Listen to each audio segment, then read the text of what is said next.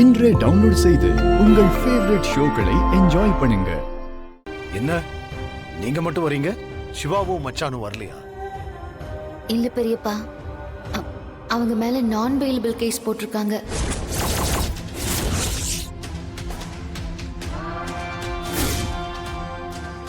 வசுந்தரா ஆபீஸ்ல போய் கலாட்டா பண்ணாங்க, அவ்வளவுதானே?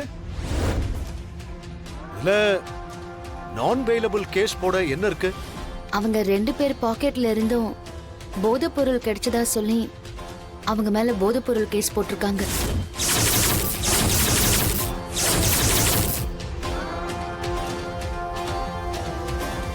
ஐயோ, நான் பெயிலபிள்ங்கிறதுனால அவங்களுக்கு ஜாமீன் கிடையாதுன்னு சொல்லிட்டாங்க. இவங்களுக்கு எதுக்கு இந்த வேண்டாத வேலை? அந்த வசுந்தரா என்ன லேஸ் பட்டாளா? அவகிட்ட மோதுனா சும்மா விட்டுருவாளா? இப்ப பாரு, போதைப் பொருள் கேஸ் போட்டிருக்காங்க. இனிமே அவங்க எப்படி வெளியில வர முடியும்?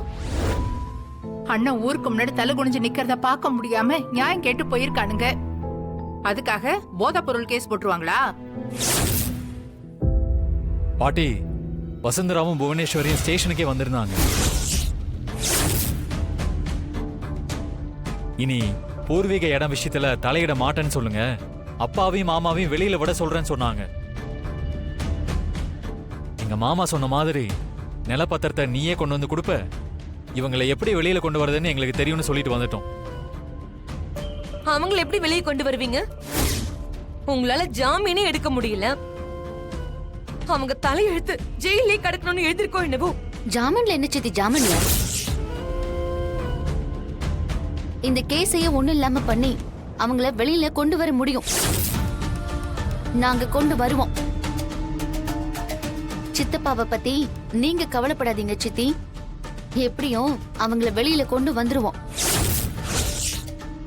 அவ கேட்ட இடத்த கொடுக்கல என்னதோ அந்த வசுந்தரா என்னெல்லாம் பண்றா? நீ கவலைப்படாத ஐயா.